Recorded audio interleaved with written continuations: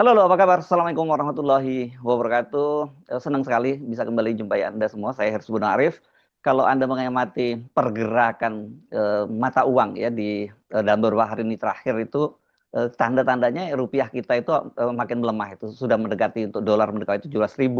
Saya lihat euro malah sudah tembus 19.000 per rupiah, dan juga dan Singapura itu sampai 13.000. Ini semua ini yang pertama kali sepanjang sejarah, dan menunjukkan ini bahwa pelemahan ekonomi kita juga itu. Nah, saya tadi malam menjelang tengah malam tiba-tiba dikirimi oleh seorang sahabat lama ini. Dulu beliau adalah Direktur Bursa Efek Indonesia tahun 2018 dan juga pelaku pasar, namanya Pak Tito Sulistyo. Dan dia mengirim warning paper. Ini judulnya bikin serem, Dual Sovereignty, Race, Energi, dan Moneter. Oke, Chief, apa kabar Chief? Assalamualaikum Chief. Waalaikumsalam, masih waras. Masih waras ya? Banyak orang ya. sehat ngomong di TV nggak waras banyak soalnya. Iya, iya. Tapi ini tengah malam, menjelang tengah malam ngirimin paper terbatas gitu untuk para sahabat. Tapi isinya menurut menurut saya lah, jangan ngomong gua lu. Menurut saya ini penting untuk di-share ke publik. Apa sesungguhnya yang terjadi? Karena Anda menyinggung soal sovereign risk, energi, dan moneter. Dan orang kan juga bertanya-tanya dalam beberapa bulan terakhir ini, kenapa suplai bahan bakar di BBM asing, di pom bensin asing itu juga sekarang tiba-tiba hilang, dan kemudian diminta oleh Menteri Bahlil untuk ngimpornya lewat satu pintu saja, lewat Pertamina. Ini apa itu? Ada kaitannya dengan itu? Ini sinyalnya itu gitu. Gini, Hmm. sebenarnya saya lebih banyak di industri keuangan. Hmm.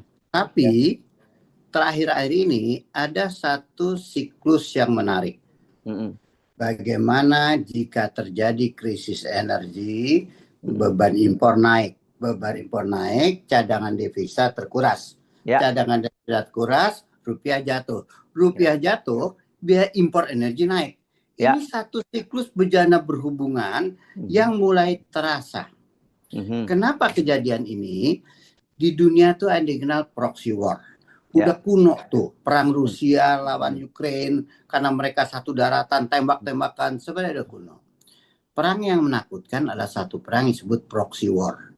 Perang yang diwakili, tidak manusia benar manusia, diwakili oleh elemen-elemen industri. Misal perang ekonomi, perang politik, perang keuangan, perang energi. Nah, saya mulai coba melihat data. Oke, kita orang data. Kita baru sadar bahwa tahun 1970 sebenarnya produksi minyak kita itu sudah 1,2 juta barel per hari. Zaman Pak Harto nih ya. Kenapa? Zaman Pak Harto. Zaman Pak Harto. Katanya enak, ya terangnya enak, bini lu masih muda gitu ya. 1970. Tapi konsumsi cuma 200.000. Jadi kita naik eksportir sekitar 1 juta. 84 naik nih produksi 1,5 juta. Konsumsi cuma 3 juta karena penduduk cuma 160 juta. Sekarang data terakhir saya agak kaget melihatnya. Kita cuma bisa produksi 600.000 barel per hari, turun nih. Oke. Tapi konsumsi 1,5 juta. Berarti setiap hari kita harus beli 900.000 barel. Enggak. Setiap hari. Dan itu duitnya berapa tuh kira-kira kalau sekarang nilainya? Aduh, saya 100 jutaan ya bisa. Ya, pokoknya setahun itu kita perlu 8 miliar dolar kalau kita sendiri impor untuk modal jual beli doang. Oke. Subsidi. Nah, pertanyaannya. Mendadak 2 minggu, seminggu terakhir kok kayak sudah hilang nih minyak, kayak kurang, kayak susah. Saya baru sadar. Dulu ada orang pihak ketiga yang belanja minyak buat kita. Oh, itu orang untungnya banyak banget gitu ya. Kita siapa tahu. Satu kelompok lah gitu. Agak sulit. Kayak susah sebutnya apa, RCH agak susah. Tapi faktanya begitu. Ya, Rijal Khalid berarti itu ya maksudnya ya. Sekarang Pertamina beli sendiri kan. Pertanyaan dasar. Ini berubah nggak susah? Sangat susah. Ini main harian kita nih. Pertamina bukan soal punya duitnya. Mampu beli. Kalau dia mampu beli, kalau dulu, lu beli dulu ya, gue bayar belakangan gitu ya. Sekarang harus bayar cash, apalagi kalau spot, Lalu kalau nggak dijailin, kalau ada oligarki, orang yang sakit hati sama Indonesia, yang dia bukan hanya menguasai pasar tapi punya ladang minyak, lalu dipersulit satu hal, tapi dinaikin aja $1, nggak berani Pertamina beli. Pak, 5 hari aja kita nggak punya minyak, nggak punya berat, nggak punya minyak, nggak punya tanah, sakit perut kita. Oke. Nah, jadi saya melihat ini, saya cuma lihat satu aja. Bagaimana 1984 produksi 1,5 juta, konsumsi 300.000. Sekarang produksi 600, konsumsi 1,5. Dan kita ini tidak punya oil reserve yang sebenarnya. Rule of thumb 90 hari. Yang kita ada reserve di kilang-kilang yang diproduksi oil process itu 18 hari. Terus kita nggak punya cadangan loh Pak, theoretically. Ya. Yang bikin saya sakit perut lagi baru sadar, cadangan kita itu yang tercatat 2,4 miliar barel. Artinya 8 tahun dari sekarang kita nggak punya minyak lagi loh Pak. Ya. Pertanyaannya, saya belum melihat satu rencana strategis yang disosialisasikan oleh negara kepada kita rakyat sehingga kita bisa ikut. Misal dia bilang, susah nih, lu berhemat dong, kita ikut kayak rakyat. Oke. Yang kita lihat malah tadinya yang namanya Shell segala macam itu ada 300-350 itu pompa bensin, 4% daripada kita, mereka belanja sendiri, jualan sendiri. Sekarang lu beli dari gua, artinya apa? Beban membeli ada di kita. Loh, tadinya nih secara nggak langsung mereka tuh cadangan energi kita, walaupun mereka untung kasih lah. Kalau saya nggak bakal jadi menteri energi. Gue naikin 10% mereka, tapi minimum 10% bensin gue aman. Lu beli, lu jual, lu beli, lu jual. Sekarang Pertamina harus beli sendiri. Pertanyaannya bukan itu. Kok tidak ada ya satu rencana kerja strategi yang terbuka disosialisasikan ke kita? Kita coba baca nih.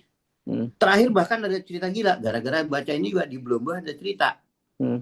Cina beli minyak dari kita 2 juta barel.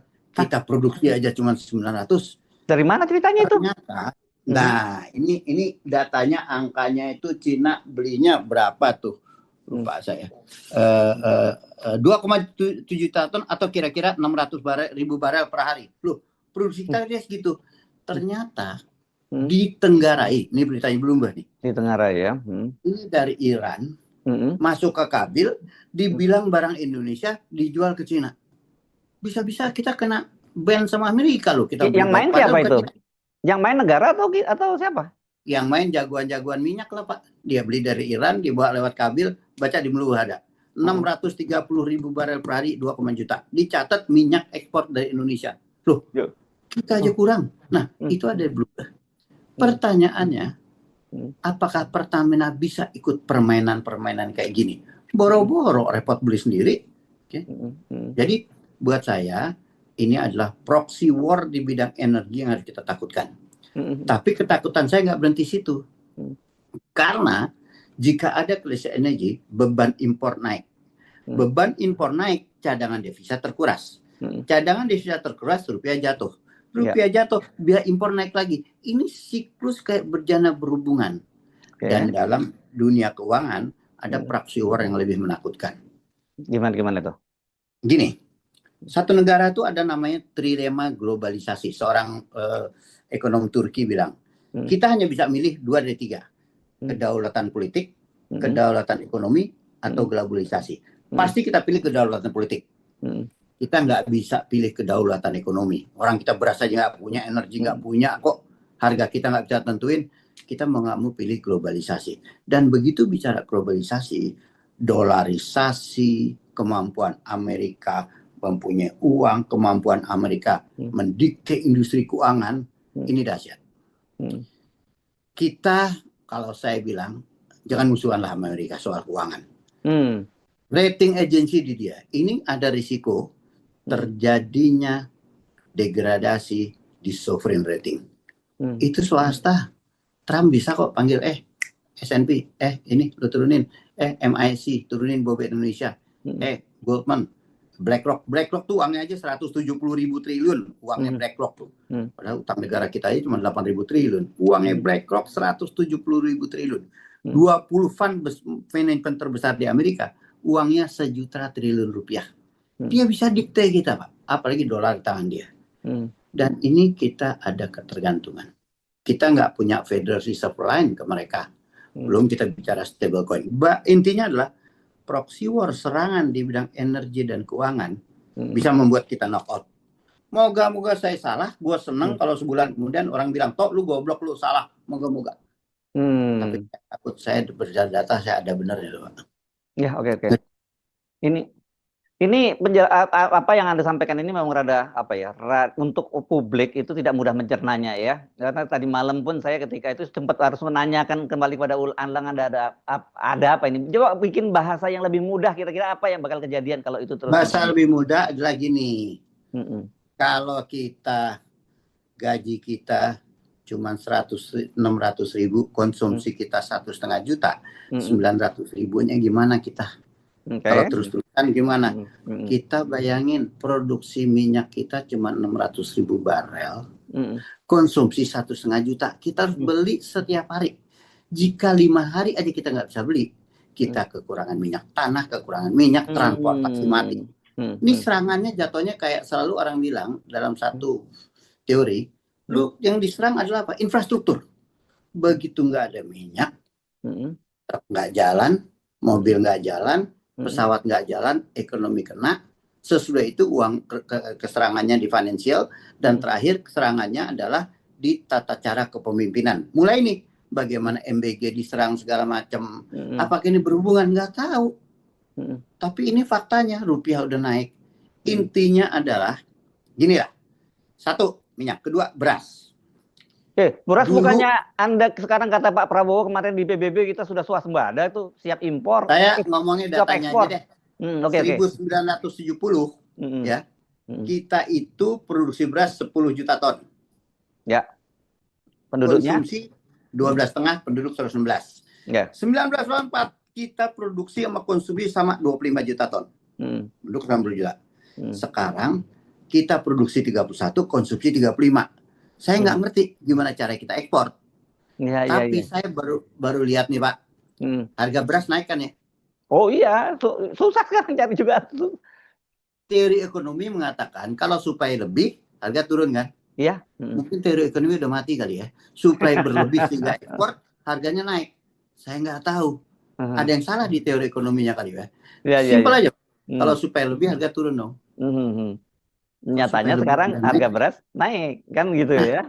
Dua hal ini, energi, makanan dan industri keuangan, ini berhubungan. Pak Harto selalu bilang jagain cuma 2, minyak tanah sama beras. Sekarang kita agak lurus di situ. Ya. Saya kirimkan ke grafiknya kan. Ya. Kalau grafik itu bisa keluarin kelihatan banget bagaimana konsumsi begini, produksinya begini. Iya. Ini lihat nih. Bisa kita lihat ini ya grafiknya ya. Coba ada coba bacakan grafik ini yang kita tampilkan ini. Coba. Ya. Coba lihat. Simple sekali. Pertama, kita ulang lagi bagaimana terjadi silang yang menakutkan yang harus ditutup dari cadangan devisa kita. Ya. Oke. Oh, belum keluar nih grafiknya nih. Udah. Oke, lanjut. Udah keluar. Udah, ya. Jadi intinya, kok saya nggak lihat di sini? Mesti gue lihat nih. Wah, nggak kelihatan di saya. Oke, lanjutkan. Jadi intinya adalah bagaimana minyak itu produksi turun terus. Ada yang bilang gini. 1, lapangan lu tua semua tuh, reserve turun. 2, ketidakmampuan kita produksi karena masalah juga ketakutan. Ya ginilah, kalau nggak berhasil lu berikan negara. Turun terus, sementara konsumsi naik terus. Terus nutupnya gimana? Sementara cadangan minyak kita reserve-nya 0 bulan, 0 hari. Hal yang sama di beras. Kita dulu produksi 10 naik 31, tapi konsumsinya karena penduduknya naik lebih gede, 282 juta. Naik terus. Mau nggak mau kita import. Belum perbedaan antara sekarang tuh beras mewah nggak ada problem. Tapi di kampung ya dikurangin makan beras, banyakin makan sayur. Intinya adalah dua hal yang paling penting, energi, makanan, dan berdampak pada industri keuangan. Buat saya ini warning. Oke. Dan lampu itu kuning tua. ya. Lampu kuning kedua.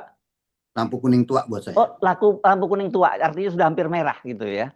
Ya. Hmm. Lampu kuning tua buat saya. Moga-moga saya salah, Pak. Tapi angka ini nggak bohong, Pak. The number speak by itself. Lihat sendiri number kayak gitu. Itu yang buat saya. Ya.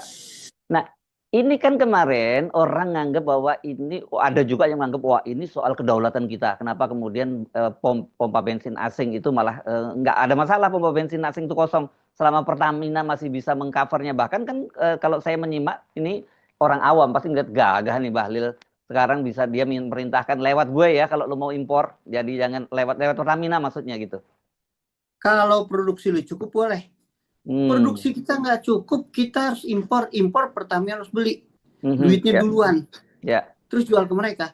Kalau saya dibalik, karena kita kemampuan impor, biarin aja itu asing impor. Dengan tuh asing impor, ada keamanan di energi kita. Naikin dari 4 ke 10%. Malah jangan dienolin mereka importnya. Emang Pertamina mampu beli? Moga mampu. Mampu 100 juta dolar sehari. 8 miliar dolar per tahun diperlukan untuk modal ini aja. Ya. Oke. Dengan perputaran sekitar 120 hari itu uang baru balik. Ya. Chief, kan selama ini memang kita selalu membeli BBM itu dari middleman lah kita sebutnya gitu. Kalau orang nyebutnya mafia gitu ya. Ya, middleman, orang kita nyebutnya middleman, netral ya. Ada nyebutnya mafia, dan sekarang orang tahu bahwa orang yang selama ini main namanya Riza Khalid itu malah jadi tersangka dan ada di luar negeri. Maksud Anda orang-orang seperti dia ini katakanlah kalau dia lagi sedeng juga dan kemudian dia ngerjain kita bisa gitu ya maksudnya ya. Dia punya kemampuan bukan hanya diplomasi, ini udah temen. Lu kalau temen dagang-dagang sesama jurnalis kan apapun bareng. Kedua, dia punya ladang minyak sendiri, dia udah invest kalau dia nggak salah di negeri atau dia Oh, jadi dia nggak broker aja ya sekarang ya? Udah beli, kali untung lu sekian kan 30 tahun mampu beli. Satu, dia juga mampu jual kemanapun. Pertanyaan simple. Apa kita sudah punya kemampuan Pertamina untuk belanja minyak di pasar? Kedua, apakah kita punya duit yang cukup? Ketiga, apakah kita nggak dikerjain? Saat ini kan oligarki dan segala macam pun memang pemerintah bilang lu gue dong. Ada tanda ketidakhappyan di mereka lah. Oke. Sementara rakyat di bawah sih senang dikasih makan, dikasih rumah, dibikinin koperasi, dikasih BLT. Pertanyaankah, apakah mereka mampu? Pak, manusia atau negara mempunyai kemampuan lebih di bidang keuangan, di bidang supply, itu bisa berbuat apapun ke Indonesia. Faktanya bisa kok. Faktanya bisa. Jadi apakah menakutkan? Pertanyaan memang gimana caranya? Ya kita mau tidak mau, kan gini Pak, kita punya kedaulatan politik, tapi kita tidak punya kedaulatan ekonomi. Emang kita bisa menentukan mata uang kita berapa? Emang kita bisa menentukan jual harga berapa? Nggak bisa Pak, globalisasi. Kita jadi kalau bilang kedaulatan ekonomi, kita nggak punya. Negara ini harus milih kok, kita milih dua. Kedaulatan politik dan globalisasi. Dan kita nggak bisa punya kedaulatan ekonomi.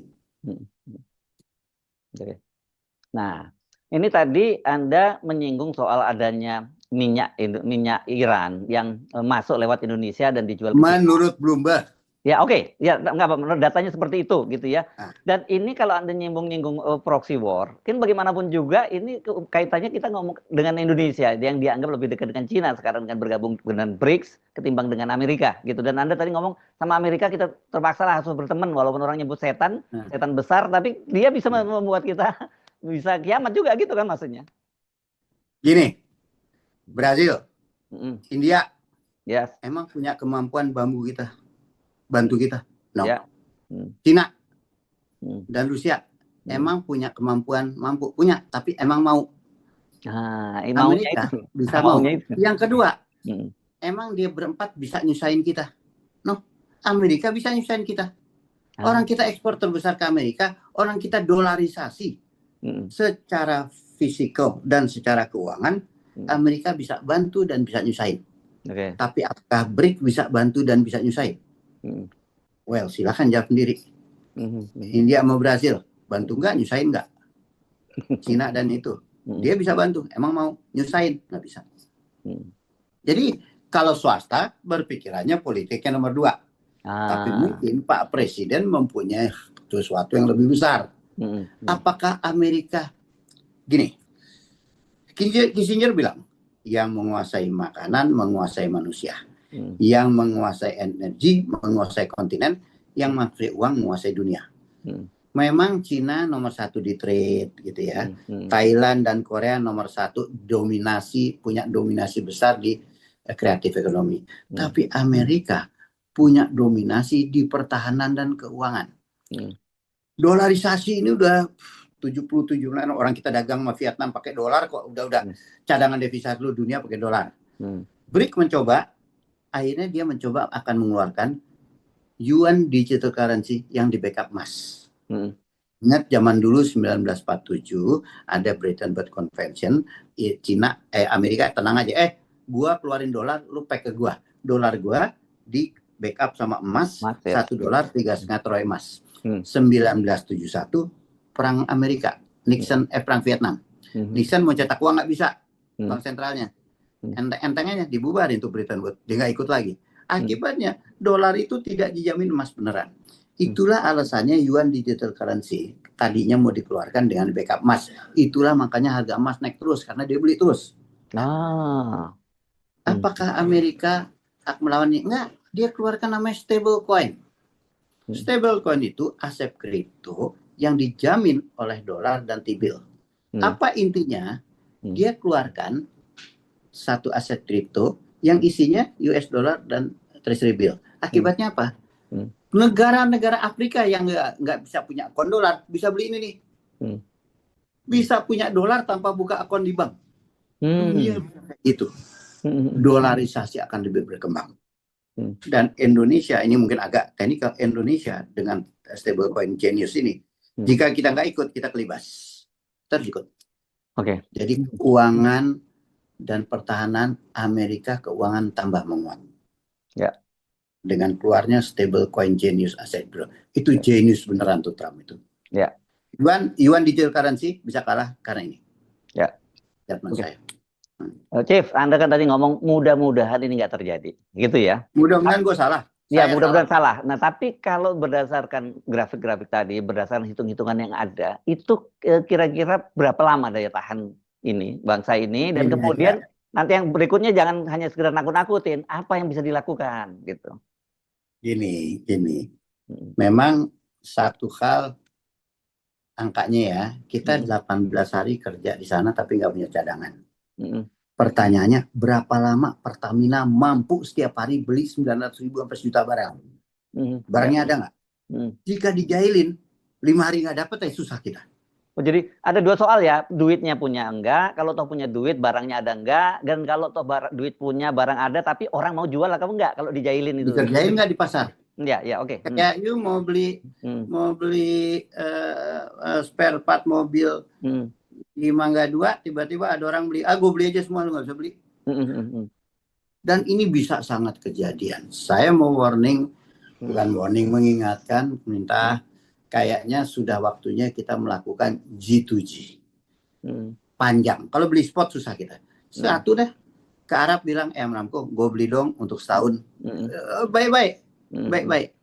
Kita punya Selat Malaka. 30% minyak lewat situ. Saya rasa untuk negosiasi Selat Malaka ini bisa dipakai. Lu nggak jual ke gue, nggak jual kita, nggak bagi lah. Itu menurut saya hubungan, Pak. Dan hubungan bikin jangka panjang, minta tolong sahabat. Udah waktunya kita minta tolong sahabat. Kalau ditanya ya, nggak bisa kita dengan gagah mengatakan orang duit kita pas-pasan. Saya lebih baik ngomong to be blunt gini, karena saya takut, Pak. Saya sampai nggak ada minyak tanah. Karena kalau nggak, beras pun jadi berkurang. Yang sesudah itu diserangnya apa? Tata kelola kepemimpinan. Itu yang terakhir. Apalagi sekarang udah ada MBG, udah meledak. Itu yang dijaga pertama energi dulu. Energinya beres, mungkin rupiahnya terjaga. Kita nomor 2 ada, kita lihat bagaimana Pak Purbaya. Ini ada cerita panjang lagi nih. Faktanya rupiah udah melemah. Dampak negatif daripada strategi itu udah terjadi duluan dibanding strategi itu. Ini kejadian lain lagi. Nah, ini jadi satu kesatuan. Menurut saya hubungan. Yang kedua, untuk financial, mau tidak mau kita harus minta Federal Reserve line. Jadi kita nggak punya, Singapura punya, Hong Kong punya, Filipina punya. Jadi kalau ada apa-apa, kita bisa dapat dolar lebih gampang karena kita punya Federal Reserve line. Indonesia masih belum punya. Itu yang paling penting menurut saya itu. Apakah cuma itu? Cuma itu kan yang kita perlukan. Energi terjamin, uang kita aman, dolar ada, jaga cadangan devisa. Ini benar-benar siklus yang saya ulang lagi. Energi susah, harus beli, cadangan devisa terkuras, rupiah turun. Rupiah turun, maka impor jadi mahal. Impor mahal, energi krisis lagi. Ini muter, Pak. Ini fakta, bukan teori. Ya, itu makanya Anda sebut itu sebagai dual sovereignty tadi ya. Itu jadi problem double dalam soal kedaulatan bangsa ini gitu ya. Berjana berhubungan. Berjana berhubungan. Sayangnya memang secara teori kita memiliki kedaulatan politik dan globalisasi. Mau tidak mau kita nggak punya kok kedaulatan ekonomi. Emang kita beras kita, moga-moga benar tuh kata-kata Menteri Pertanian bahwa beras kita cukup. Tapi faktanya kok mengatakan tidak. Angka ada. Mungkin angka BPS salah kali, Pak. Ya kan kita yang paling penting nggak mau BPS angkanya berapapun, realitas di pasar dong yang harus kita lihat. Sebagai pelaku pasar kan gitu kan. Makanya kalau supply banyak, harusnya harga turun.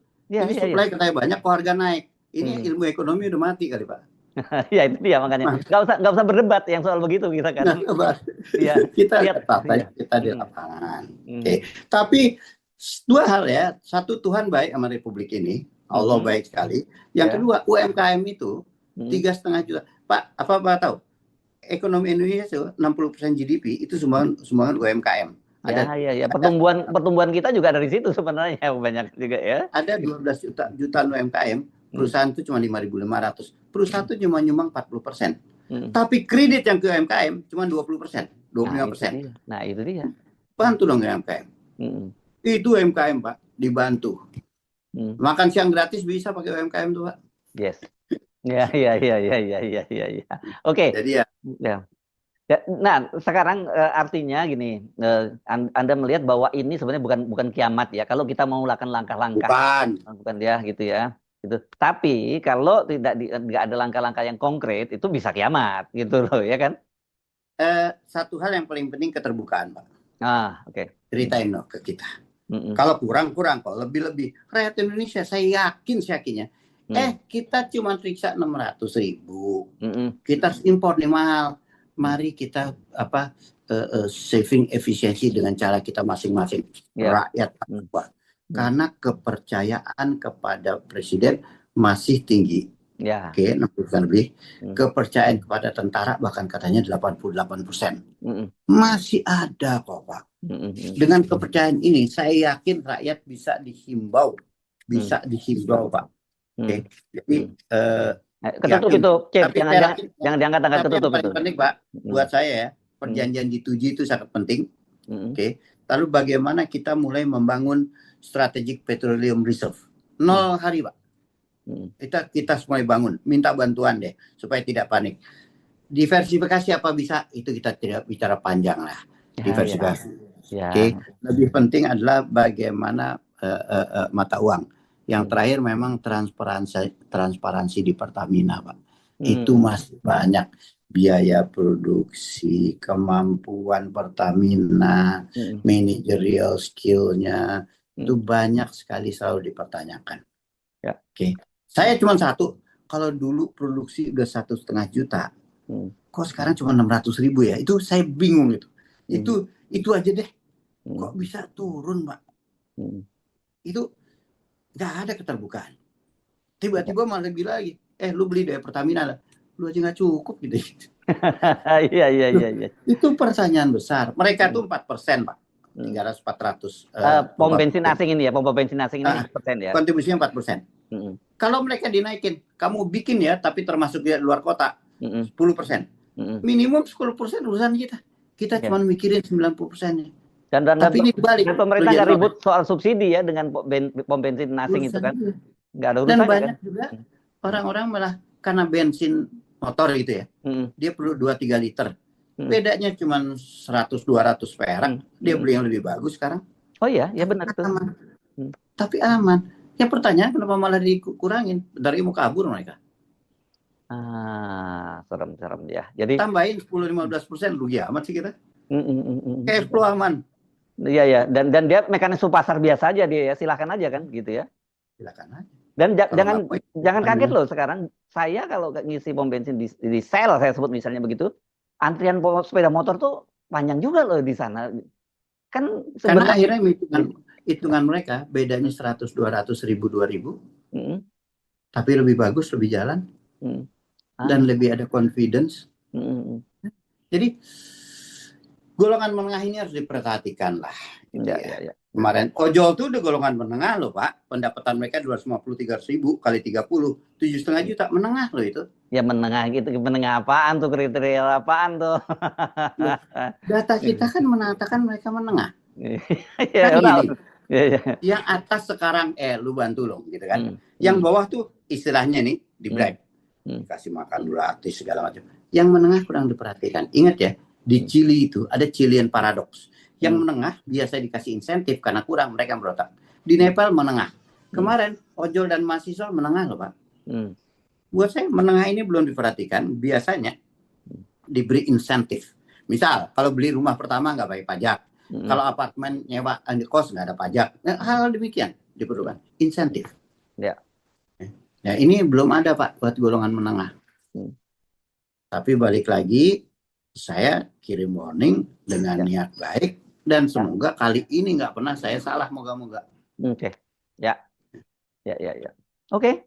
Dan sekarang setelah itu tinggal berdoa ya. Urusannya begitu. Kita udah ikhtiarnya udah kencang, tinggal berdoa aja. Ikhtiarnya belum, Pak.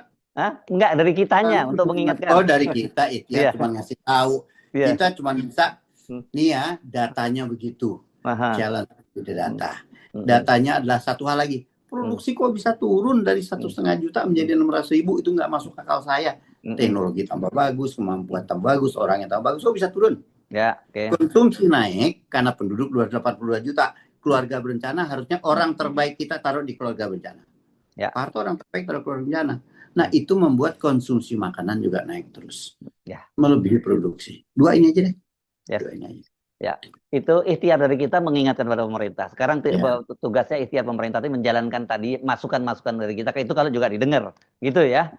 Pemerintah pasti tahu cara yang lebih baik dari kita. Oke. Moga-moga bukan not listening to the buck. Moga-moga anjingnya juga gonggong terus gitu. Saya dulu takutnya he's not listening to the buck. Saya baru sadar kok gonggongannya aja nggak ada, pada nggak berani gonggong, itu mengerikan Pak. Itu lebih mengerikan daripada not listening to the buck Pak. Oke. Dr. Tito Sulistyo, pelaku pasar kita sebutnya begitu, dan mantan Direktur Bursa Efek Indonesia tahun 2024. Moga-moga ada gunanya Pak. Yes, terima kasih. Sampai ketemu lagi. Terima kasih. Assalamualaikum warahmatullahi wabarakatuh. Waalaikumsalam warahmatullahi wabarakatuh.